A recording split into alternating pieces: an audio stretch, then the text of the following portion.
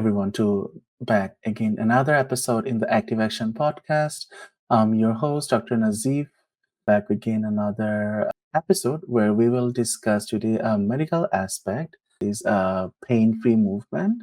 Today we have a wonderful guest with us, but before introducing her to you, I just wanted to really quickly take a moment to appreciate the opportunity that you have provided me to come in front of you every week and discuss a topic that will inspire you to stay active and take action.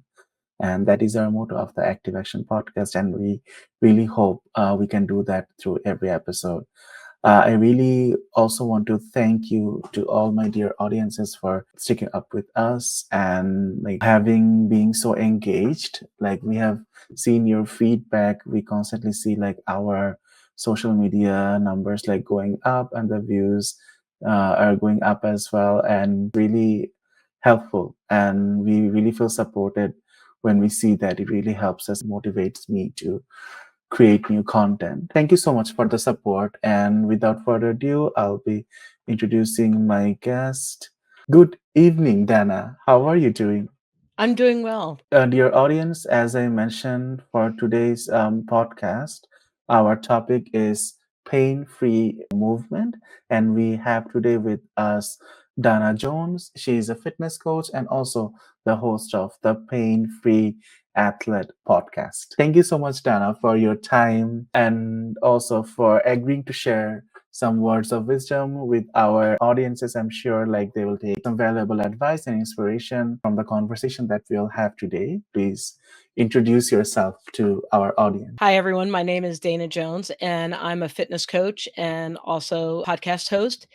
And I got into all of this. I mean, I've been an athlete all my life. And unfortunately, probably around this age of 8, I started suffering from migraines, and it just became a thing. Like, it was just a part of who I was, and it was annoying, and at the time, I had no idea what the cause was. Everybody had different ideas of like, "Oh, you ate chocolate, or you had caffeine, or you did," whatever the things are that you do. And so I would avoid a lot of things, but I just kind of muscled through it. And it wasn't until probably my late 40s that I had a bad run where I went 15 months with a migraine every day. It was crazy, and I just didn't know what to do, and it was during COVID, and so I found Dr. Sarno's Mind Body Prescription book, and I read it, and then I realized that a lot of the pain that I have in my body originated from a lot of repressed emotions. And there's certain behavioral or personality characteristics for somebody who suffers from chronic pain. So as a result of that, I wouldn't say necessarily cured myself, but I pretty much cured about 95% of my chronic pain. And so I felt like I needed to come and tell other people about it. So that's why I started the podcast. And now I'm just getting out there, and I want other people to have the information, because nobody should wait 43 years to get healthy and pain free. And there's other factors to why athletes suffer from pain, and I know a little something about it, so I thought I would share my story. Thank you so much, Dana, for sharing that story. And I can correlate because I have several family members who actually did suffer from migraine and still are. And I know the pain of migraine is intense. There is in plain language, no easy way to describe it. And I know when a migraine attack happens, it's a very painful condition. The person going through it suffers a lot. And one thing I've seen though is, this pain doesn't subside and it doesn't go away with time. It stays and it occurs randomly, but I haven't seen that going away. And I know many people around the world and my audiences as well, they have suffered pain in one way or other. So I am really glad that we are talking about this topic today. Maybe you can share some of your words of wisdom to how to reduce pain or how to or to take what actions to minimize that. So before delving into that topic more, I just wanted to talk to you a bit about the topic for today's podcast. What do you understand pain-free movement, or how do you define that? So, pain-free movement, or at least my definition, is very different than what I talked about in terms of my chronic pain. So, when you have a chronic pain condition, that's something that you definitely need to go to a doctor and make sure that you figure out what's going on and whether or not there's something that can be done. Usually, when you know if it's a mind body pain condition, is when they say, "We've done all the tests and there's nothing there." And then you go, "Oh, okay." And then that's when you start doing the work. For those of you who are suffering from intermittent pain or pain based off of, could be repetitive use or any of that thing, what I see as pain-free movement is that your body is moving in perfect alignment that is for you. Sometimes, we'll go to a shoe store and they say, "Oh, you need this shoe for this," and, "Oh, your knee is out and it should be facing forward." And you make these adjustments, and then, of course, they create more pain because your body's used to moving how it needs to move. So everybody's knee tracks differently, everybody's hips track differently, and it's whether or not it's actually causing you discomfort is the need for concern. You should have mobility and not just flexibility. Like as a athlete growing up, I had crazy flexibility. I could put my leg behind my head and, all that kind of stuff. And it really wasn't about that because when I would get injured, like pull a hamstring or something, I wasn't able to stretch out the hamstring or do the things for the hamstring at the time because I was so flexible that you're going to have to wrap my leg around my head for me to actually feel, some relief in that muscle. And of course, now I understand that mobility is really about how joints move and whether or not they move within their plane of existence. Strength plays a part in being pain free. And, there's several guests that I've had that talked about, strength training as kind of the foundation for all athletic movement, and that without it, you're going to get hurt or you're not going to be able to perform to your potential. And then there's that mind body piece that I always like to stick in is really about like how how do you settle down, how do you come back to yourself, how do you care for yourself in a manner that allows you to be a complete athlete? Like what are the mental aspects of it? How are you tuning into your body? Are you worrying about overexertion? Do you feel, like there's just no, I'm also a triathlete and we have a tendency of being a little obsessive. And so mindfulness goes out the window when you're obsessive and you're like, Mhm. I have to get this Yes. workout in and, that kind of thing. Because, when you're not doing those things, you're definitely increasing your risk for injury. I wanted to like touch a bit on a point that you mentioned, like athletes, they do like suffer or get injured, they suffer pain. So, from your experience, there is like a myth or there is understanding that if a major like injury occurs or if a like major traumatic event occurs during performing the sport or athletics, that the career of the athlete actually like dies. Do you think that is true at all? Repeat that last part again. The career of the athlete like ends, it dies, that career is no longer, but do you feel that is accurate? I don't know. People are funny. And it's really, I think it's hard for us to deal with injury. People don't, sometimes it becomes your entire existence. And Right. knowing how to make the transition is a challenge. You just have to probably put your faith in the right people to help support you through certain Right. transitions. And that's, I mean, it even comes down to, I know for me as an athlete, I was a college softball player. And when I graduated, that was a death. And that was really hard for me because all of a sudden I Mhm. had to make this transition as Dana Jones, college softball player, to Dana Jones, like employee or whatever. Mhm. And there's so many things that were a part of my character, like my days were so like hyper scheduled, right? Mhm. Because I was told when to eat, when to work out, when to play, all those things. And then all of a sudden, all that structure was gone. And I was left to my own devices. And that was really a hard time. So I think for, if when athletes get injured, those things happen too, as well. Right. There's a isolation, there's a depression, there's all not good things that, occur on top of the fact that depending on the injury, there's medication that's involved that could be Mhm. addictive, and, there's also that urge to wanna get back to it because you are feeling all those things and you don't want to lose your purpose. I understand. Even for my sake of understanding, I really, really appreciate that perspective. It must be like really difficult for athletes, to go through the transition, or even just to think that I used to be one thing and the next day I'm not.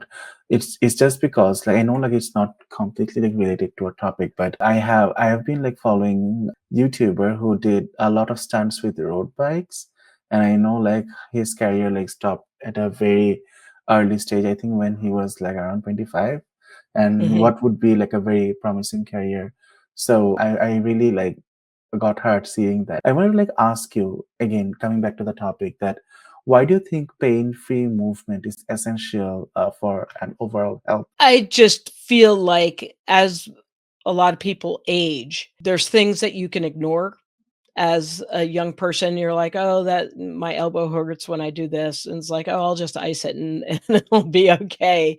And if you go back to the core understanding of, like, strength training Mhm. and, mobility and, all this stuff you need that allows you to look differently.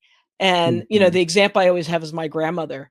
And my grandmother was not very athletic. And I recall, and I was in my teens when she was probably in her 60s. I thought she was 90 years old because Mhm. she just looked, she was stooped. She had no muscle. Like I remember one time, like I grabbed her arm to help her somewhere, and it's like I could Mhm. touch her bone because there was just no muscle density at all. And she just looked so old.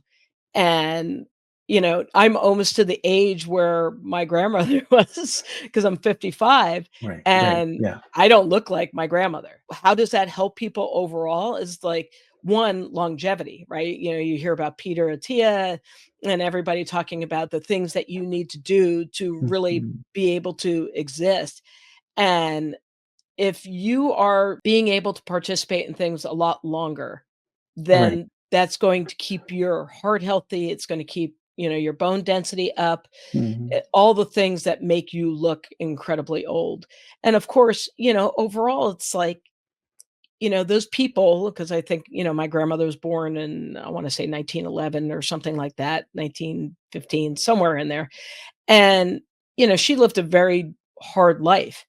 And, we haven't even talked about nutrition. I imagine her nutrition was not very good because she was a kid during the depression.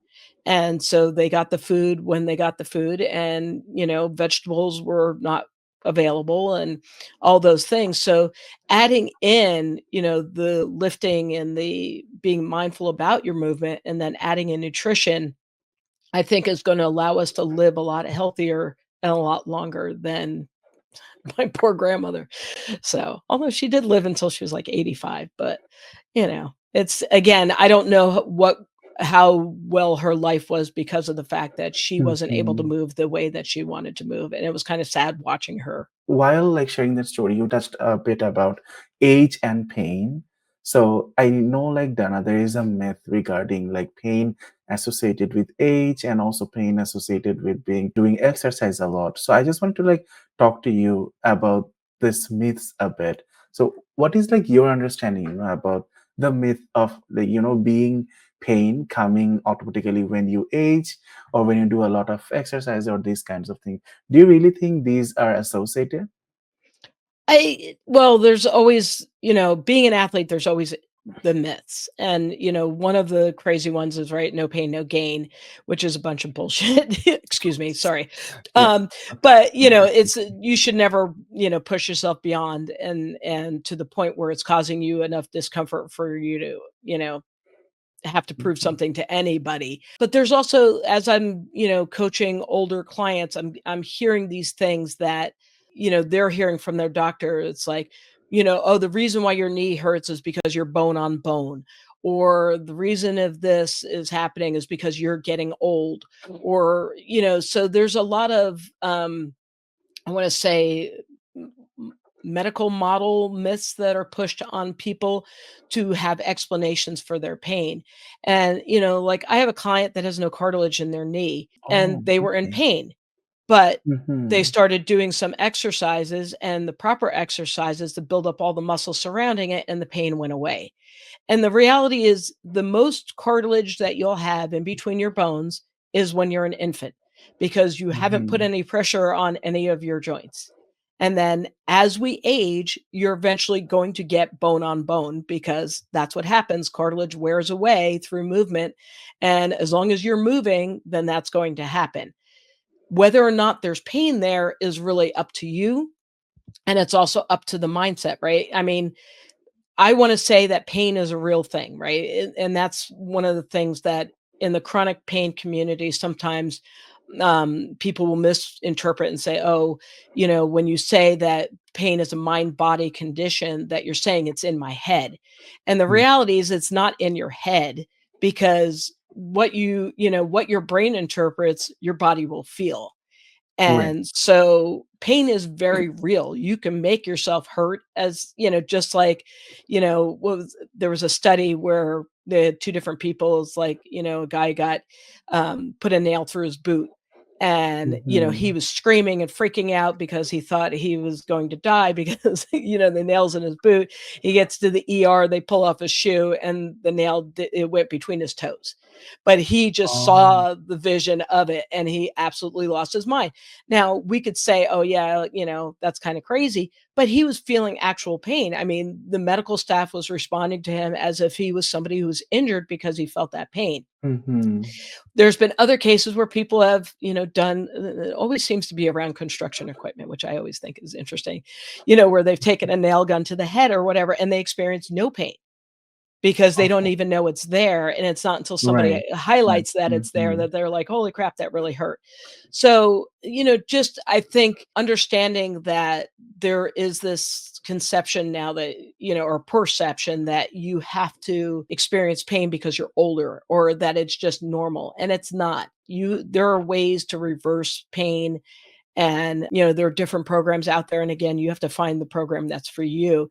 But there are strength programs that will help reduce and eliminate pain. Now if you have a injury like a torn whatever it is, some do require surgery and that will relieve your pain. But you just again, that's where that medical professional comes in, and you really Mhm. should consult with your doctor and physical therapist and all the people that are on your care team. An important thing I like to touch a bit on is you did talk about, the connection of mind and body when it comes to pain. So can I just ask you, like, what do you think? How does the mind-body connection actually helps with pain? Helps or, or enhances. I mean, so, Enhances? Yeah. well, and I like, in my own personal experience, and that's all I can really give you because I'm not in those medical studies that are talking about this, is that when I was experiencing the most pain was when I was the most disconnected from my body.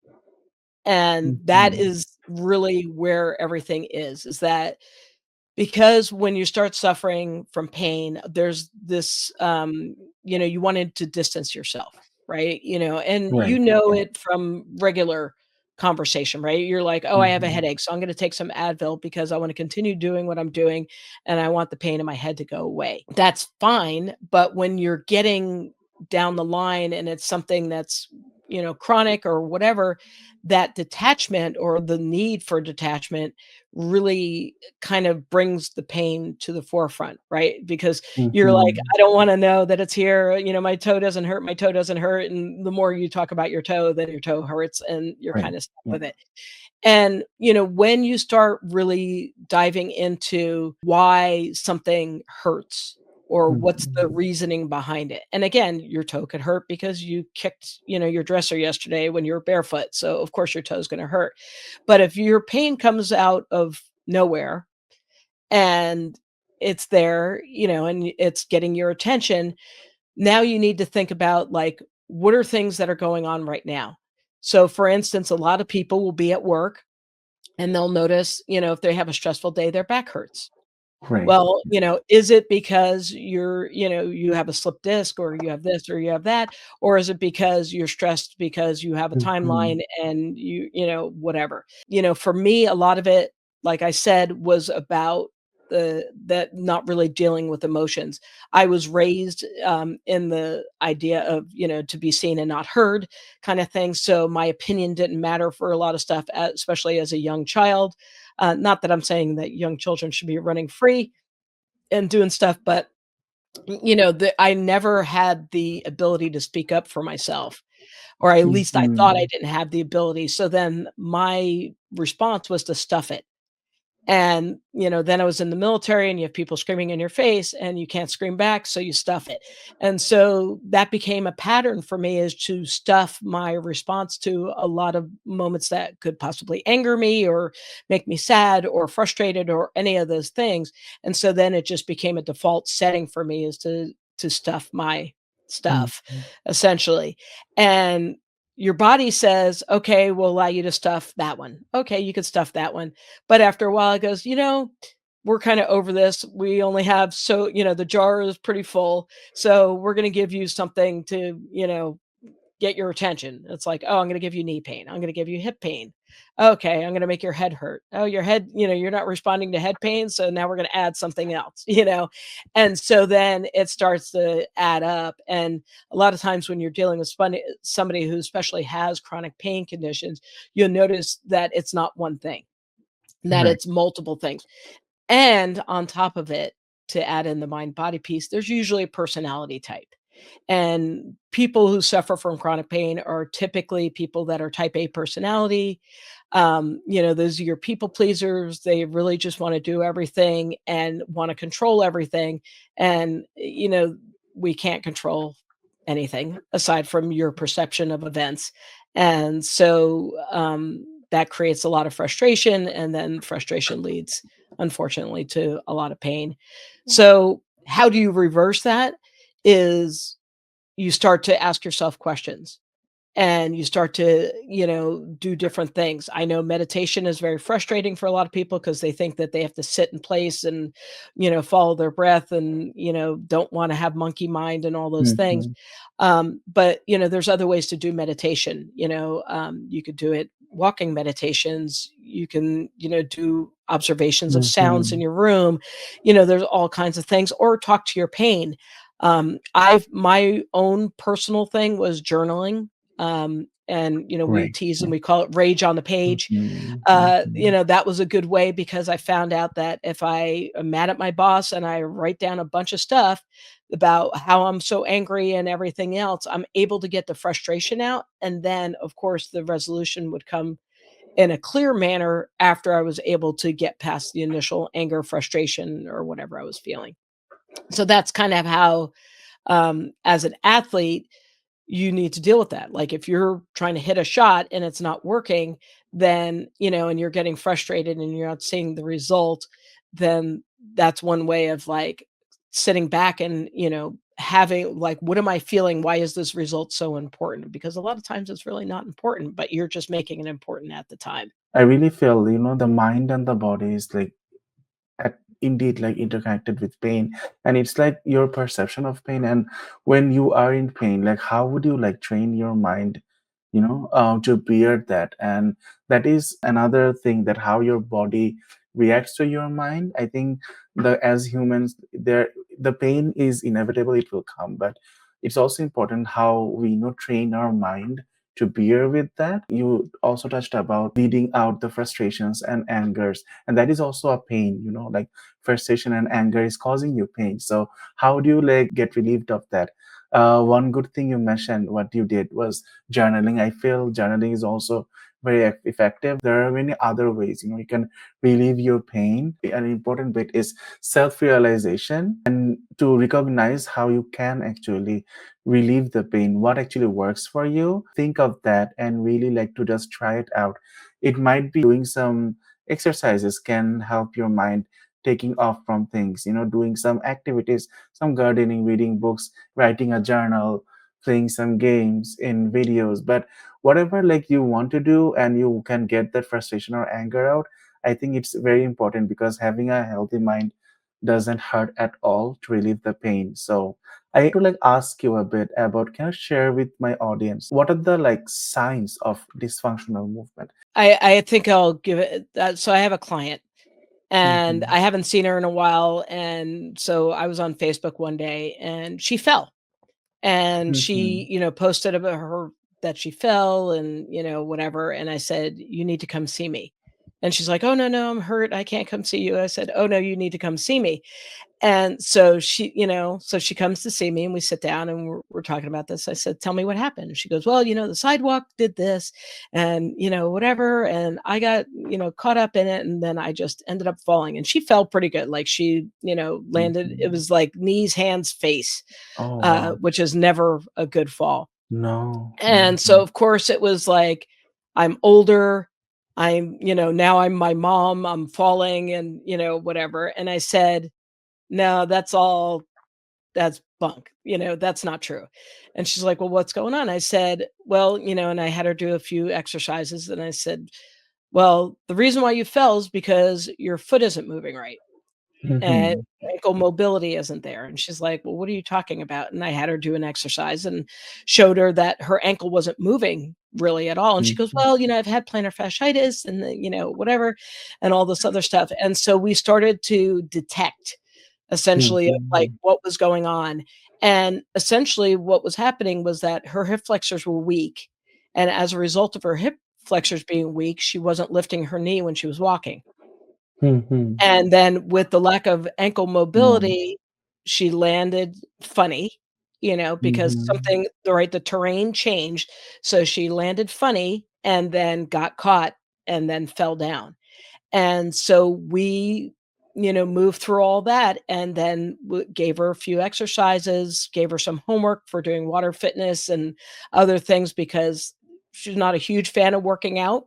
So, you have to, that's one of the things is that you have to find activities that are fun for you and that allow you to get a workout but don't feel like a workout because, not everybody has time. But I think if it's Right. something you Yeah. enjoy, you Mm-hmm. make time for things that you enjoy.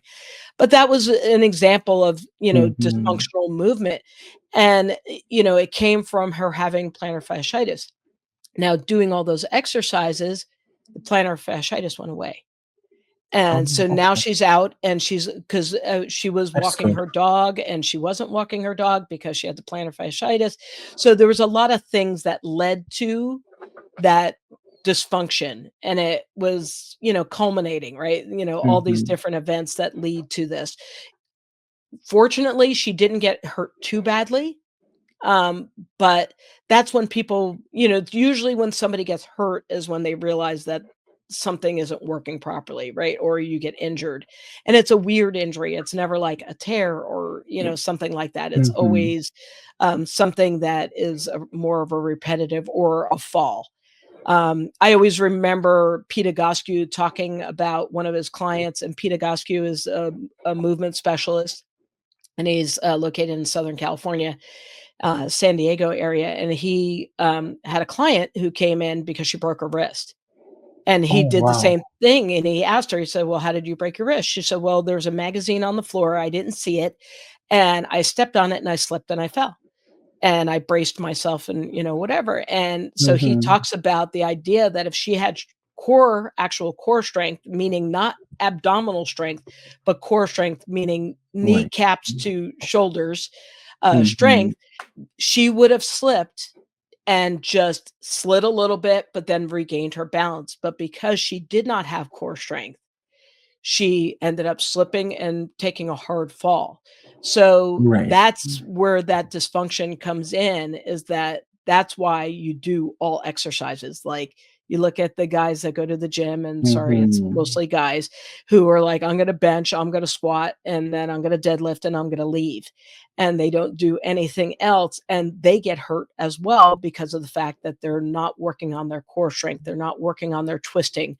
They're not working on using your back, your spine, the way it's supposed to articulate, right? We hear, especially in lifting heavy, how the back needs to be, tight, and it needs to be flat through the movement. And you're putting inordinate strain on your lower back.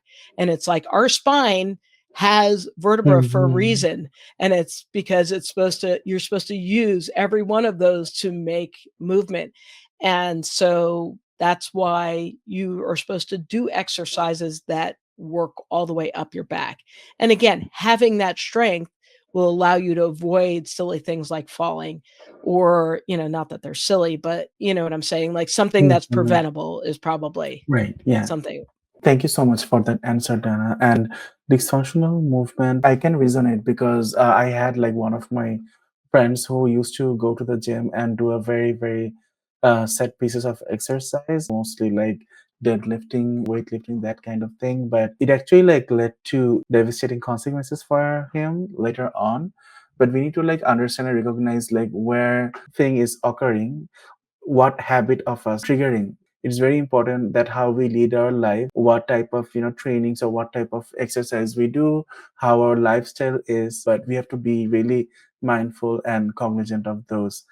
Can I ask you to share some practical strategies for pain-free movement? Ankle turns. Oh, that's So interesting. ankle right, so, all of our movement, comes with starts at our base and Mhm, your feet, right, and having that mobility, right? My client wouldn't have fallen if she had that mhm, mobility in her ankles, and so something simple that people can do is ankle turns, right? Turn to the left, turn to the right, point and flex. That is probably the something you could do while you're watching TV. It does, you could do it as mhm, part of your warm up for your workout, that kind of stuff. Obviously, all core work. So things where you're twisting and moving, and um, definitely not with planted feet, right? So as you're twisting, right, your hips are moving with you so that you don't create other issues. mhm, And then just making sure that the movements that you're doing are within the structural range. So mhm, for instance, like a lot of people will do shoulder presses and they'll do it in a military press manner, meaning that their hands are behind their shoulders and they push up. And mhm, when you getting up, when you're about to straighten up your elbows, you're kind of pushing the bounds of the capsule in which your shoulders in. mhm, And so, making sure the movement stays within your range and you feel comfortable, right? Anytime you feel a strain or something like that, you never, want to do that. So it's like looking at that stuff. Ben Patrick and his pain-free movement stuff is great. mhm, I don't even know why I can't remember his stuff, right? It's ATG. One of the biggest things that I have my clients do as a result of some of the stuff he has is mhm. walking backwards, because Oh, that okay. really works on ankle mobility and that stability that your body needs to keep you going. And so that's something that I've implemented. But those are a couple of things. But I mean, if you're not doing Pilates or yoga, you need to at least one day a week make sure you implement that into Mhm, your program. Again, if you're somebody who's into water, wanting water fitness is a great activity to do. You may want to, complain, "Ah, I don't want to be out there with all those little old ladies bobbing up and down." But I will tell you, they all have core. And you know and you'll find out real fast when you're in that water if you have core, because you may have ground core, but there's nothing like doing a crunch in the water and not drowning. Those are the kind of things that you'll find out really fast. mhm. Water is the great equalizer for a lot of activities, and so those are some of the things that you could do. But really, I mean, at its core, like what you need to do is Mhm, definitely keep your joints mobile and, working within their range, doing something that you enjoy and making sure that it's something that you're willing to come back to, so that you don't get bored and give it up. right. And, just stay active, go for a walk, do the things, find friends to go do stuff with so that, you're more apt to move. I really appreciate, Dana, you sharing those very, very practical strategies for pain-free movement. Can I take this opportunity to ask you another follow-up questions? We know like when someone is like suffering from pain, they need to like many actually struggle to recover from that. But can I just ask you, for the benefit of my audiences again, to share some active recovery tips from your experience? Sure. So, you know, I've had post-surgical clients that have come in, and a lot of times they are just like, "Well, I'm in a cast, I can't come." And I was like, "Of course you can." Mm-hmm. Because you could sit in a chair and you can do things. And, you know, Mm-hmm. the number one benefit to any body when you're recovering is to actually move. And if you're in a chair and you're lifting weights or doing whatever you need to do, you could still do that, right? There's chair yoga, there's all that kind of stuff. But I think, in the past, our recovery idea was, I had surgery and, and I'll use myself as an example. I had Mm-hmm. knee surgery and my doctor said, okay, well, you're out of commission for, however long, 6 weeks it takes to fix it and go home and lay down. Mm-hmm. And so I, at the time, thank goodness I was a college athlete. So I was a little bit more in tune with what was going on. I started doing isometric exercises and specifically holds. So yes, my knee was immobilized, but I'm squeezing my thigh and I'm continuing to build strength because the reality is that when a scalpel touches your skin, Right. your muscles will atrophy like, Oh, instantly. You'll okay. see right, you'll see Mm-hmm. it, somebody who's had knee Okay. surgery, you'll look at them and the non-surgical leg will be a certain size, and then the surgical leg will just be probably an inch or 2 smaller just because of the actual activity of having that surgery. Mm-hmm. And so, the way that you can kinda do that is, 1, you should if you're having a surgery, you should probably study.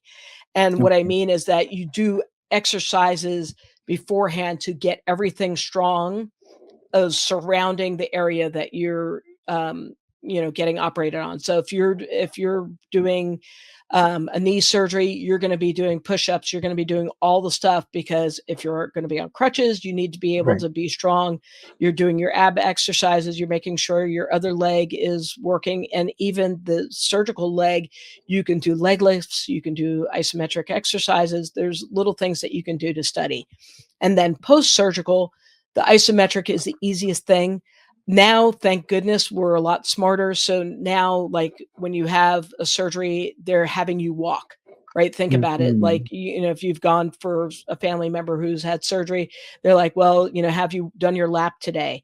Because we know that blood flow, encourages healing and they're getting better surgical outcomes from people moving and not just laying there immobile for whatever period of time it is.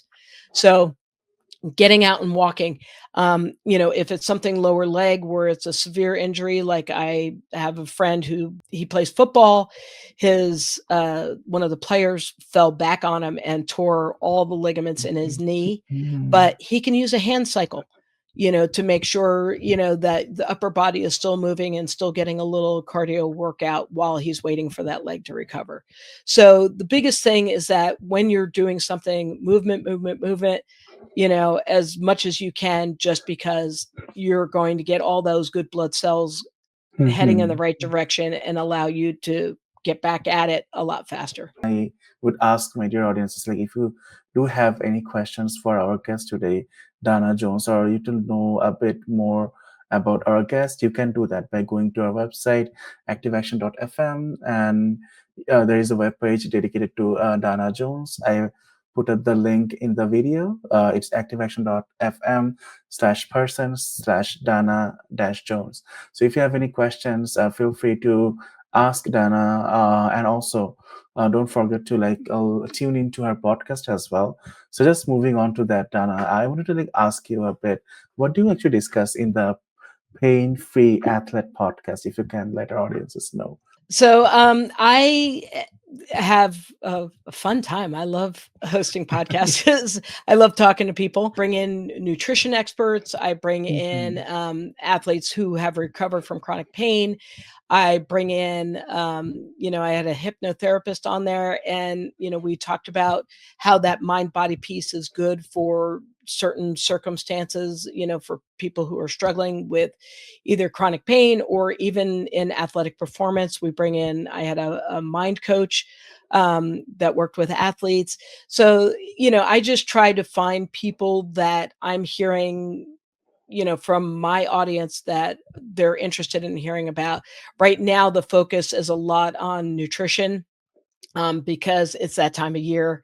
We're in January and people really want to change their eating habits and get ready for the spring. And so, I just had a guest on that talked about functional nutrition Mhm. in terms of how it deals with athletic performance. So I really have an opportunity to talk to a lot of different people. And I'm truly grateful for that because I'm learning a lot. And unfortunately, I didn't have this information when I first started to get into athletics, and my nutrition Mhm. was crap. And I'm sure that had a lot to do, my performance was definitely affected by it. And so, if you're an athlete and you want to learn how to, create longevity in your athletic career, it's always good to, look around and listen to experts talk about what they know. I really appreciate your time for today and for sharing your very wonderful words of wisdom with my audiences and inspiring them to stay active and take action. And if you have like any last suggestions or last words per se for the audiences of my podcast. Well, thank you so much for having me. I appreciate your time. And like I said, I love talking to people. And, always, yeah, just got to keep moving. So, dear listeners, we were talking to our wonderful guest, Dana Jones, this evening. I really hope you gained some very useful tips and perspective, and also got to learn a bit about pain-free movement. She really did, indeed, like came across some very good points regarding like strength training, active recovery tips. So, I really encourage you, even if you're a potential athlete or if you're looking for fitness related tips, to visit her podcast, the Pain Free Athlete Podcast. And again, once again, thank you so much for tuning into this episode. I would really appreciate if you could kindly leave a review or rate our podcast in Spotify or Amazon Music or the Apple Podcast. And also, if you do find value to our podcast, I really would really appreciate your kind support. You can provide support to us by going to our website and donating in www.activeaction.fm/donate. Any generous support really helps me to like create new episodes and just keep this production get rolling. But I really appreciate your time, and I hope that we will be meeting you in the next episode next week with another wonderful guest. Take care, and I urge you to everyone to take action and stay active at this time.